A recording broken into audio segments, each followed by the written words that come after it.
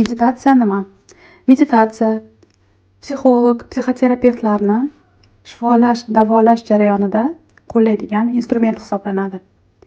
Meditatsiya bu insonni diqqatini tashqi muhitga emas, uni ichki dunyosiga, his-tuyg'ulariga, fikrlariga qaratish instrument hisoblanadi. Ya'ni meditatsiya vaqtida insonda ortiqcha fikrlar kamayib boradi, sekinlashadi, tanani zo'riqishi kamayadi. Insonda nafas olish barqarorlashadi. Insonni xotirjamlikka olib keladi. Stressni kamaytiradi. Emotsiyalarni nazorat qilishga yordam beradi. Uyqusi yaxshilanadi insonni. Va eng asosiysi, inson vaziyatlariga aqlan emas, qalban nazar tashlashni boshlaydi. Ya'ni avvallari qabul qila olmayotgan vaziyatlarini, insonlarini chuqur meditatsiya orqali inson qalban his qilishni, ularga yumshoqroq munosabatda bo'lishni, ularni tushunishni boshlaydi. Meditatsiya vaqtida insonda alfa to'lqinlari kuchayadi.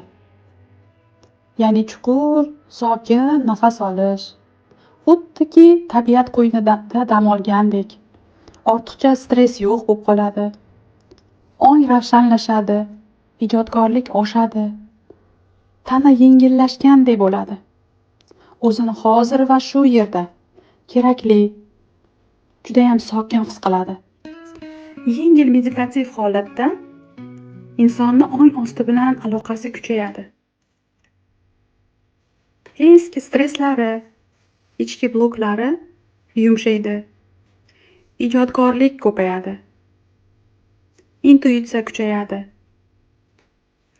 Va ichki xavfsizlik hissi uyg'onadi. Chuqur meditatsiyalarda ham yengil meditativ holat kabi chuqur anglash, his qilish, ichki fikrlarni o'qish, ichki muvozanat, ichkaridagi garmoniya, ya'ni fikrlarni bir sinxronga kelishi, muvozanatga kelishi kuchayib boradi. Meditatsiya insonni ruhiyatini davolashda, ong va ong osti bilan ishlashda juda ham yaxshi instrument hisoblanadi.